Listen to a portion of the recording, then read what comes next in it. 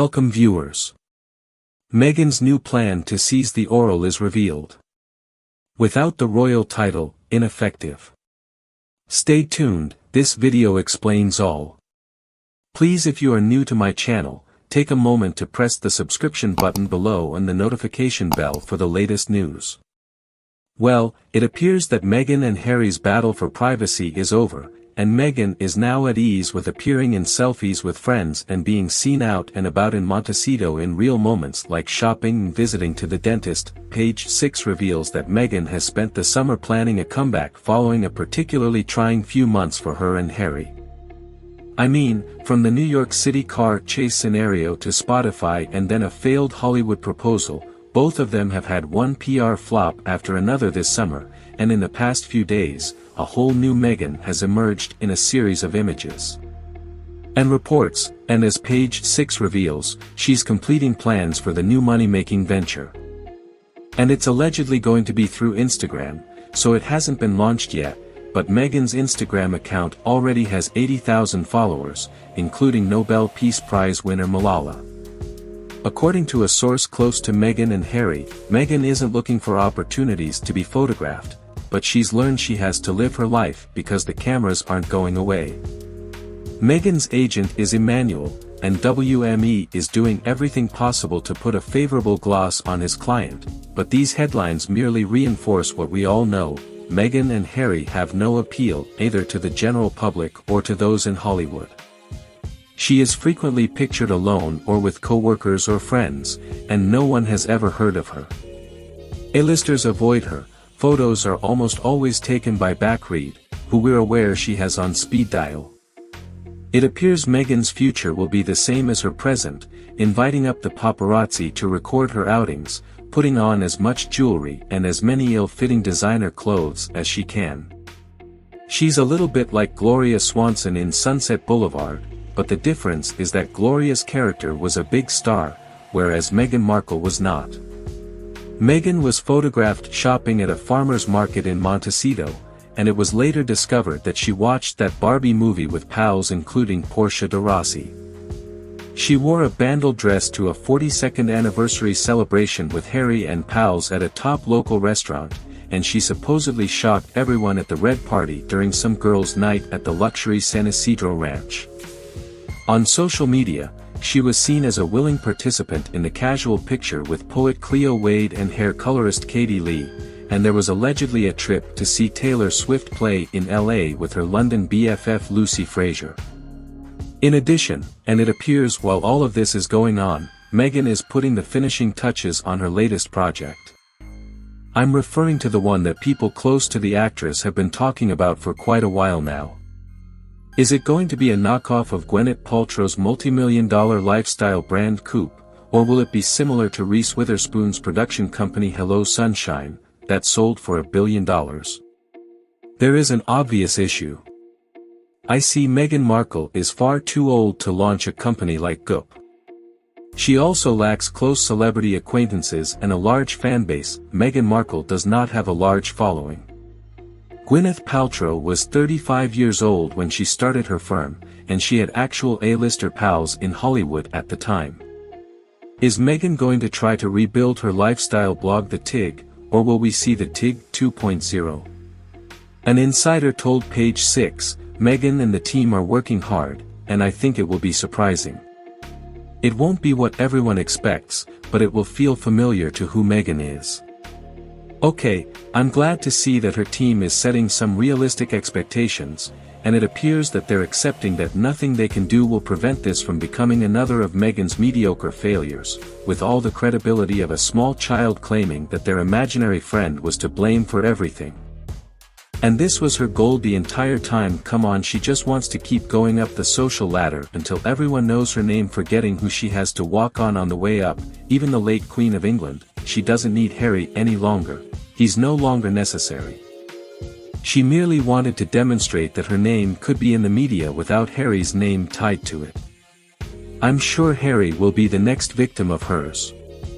Meghan Markle went from being a large part D-list actress to a small influencer with a blog to the Duchess of Sussex due to her overinflated ego and illusions of grandeur, and now she's back to being a fanatical actress. She keeps talks about blogging but never actually does it. She simply attempts to recreate her life every couple of months after the previous few months have failed, and this is the pattern we have seen with her. It's the same old crap over and over again. Meghan had an excellent opportunity to truly make a difference in the lives of others, to help and inspire others, but she chose to forego that platform in order to pursue her Hollywood dreams. She desired to be an actor, a director, and a producer, but she lacked the talent for any of those roles. Meghan's most successful acting job was duping Harry into believing she was the reincarnation of his departed mother, and she nurtured his wrath and sentiments of resentment until he followed her small scheme to return to Hollywood as an A-lister actor. She ruined his one and only excellent charity event by making it all about her in her hideous attire, and she estranged him from his family, country, and friends. To be fair, Harry was cautioned, but he didn't listen, and Meghan has been successfully tearing him apart bit by bit since they married, thanks to the horrible smirk on her face and her claw wrapped around his arm. This isn't going to end well for Harry or those poor kids if they're real. Meghan will always have that Rick Distrain on her face when she looks at the camera, and she will always be ready for her close-up, much like a D-list production of Sunset Boulevard. All of this indicates the end of Meghan and Harry's period of privacy, which is a war Meghan denied ever having as a played out. According to her representatives, it was the royal family that encouraged Meghan and Harry to pursue that storyline. But, according to the insider, no one is battling the whole privacy problem, and the whole concept of don't pay attention to us is a gross exaggeration, because the crux of Harry and Meghan's move in the beginning was mostly spun from the palace, that they wanted a more quiet existence. Now there is a more critical source who has knowledge from their time with Spotify and told Page 6 about it. Harry has stated that he does not want to be in the media and would prefer to be left alone. As long as he has money, I believe he would want to reside in Botswana. Meghan truly enjoys the attention. Unfortunately for both of them, no one wants to encourage them, and no one wants to give Meghan Markle any money. In fact, it appears like Harry and Meghan are already leaking negative articles about each other in order to lay the stage for their divorce. Backwell photo shoots without her rings, modeling a $4 stress patch covering her new excruciatingly thin physique from the stress of the marriage with that Diana cosplay for which she is famous, and setting the scene with Harry acting paranoid about the media and just hanging on to the court cases while Meghan supposedly is trying to move on and wants the kids to live freely in California. Well, that indicates us that she is desperate for People magazine to do additional covers of the children, and she would like to use them for marching purposes as soon as possible since they're running out of money. Meghan doesn't know how to take a hint, but they can't reverse the harm they've done to their reputations. To be honest, I'm not sure how Harry and Meghan's relationship works. Harry has such an obsessive obsession with the media that he's admitted to keeping a list of journalists who write terrible things about him. He confesses that he enjoys reading comments and stories about himself, but he also blames the press for his mother's death. Harry is terrified of his relatives exposing unfavorable information about him to the media. He has filed so many lawsuits against a lot of media outlets, and it's not because of phone hacking, which he admits he has no proof of anyway. It's about vengeance, and that's evident from the awful things he says about specific journalists in his book. Meghan, on the other hand, is completely different in that aspect since she adores the media. Top shot. She ensures that WME will post daily pieces about her. She ensures that she is seen on Instagram. You can see when they're packed together, Harry looks sad and Meghan looks ecstatic. This cannot be building a nice home life. As much as Meghan loves fame, she loves riches even more.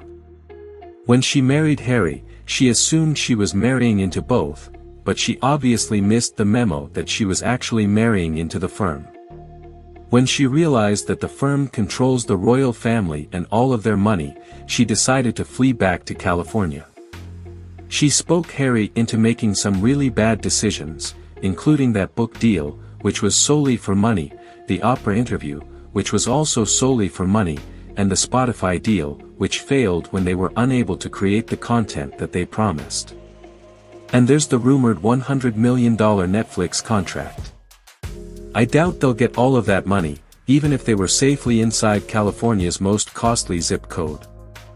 Montecito Meghan set out on a quest to spend every dime and relationship that Harry brought into the marriage. She also utterly wrecked every potential path back to normalcy for Harry. Harry must find a means to get away from her and return to his family.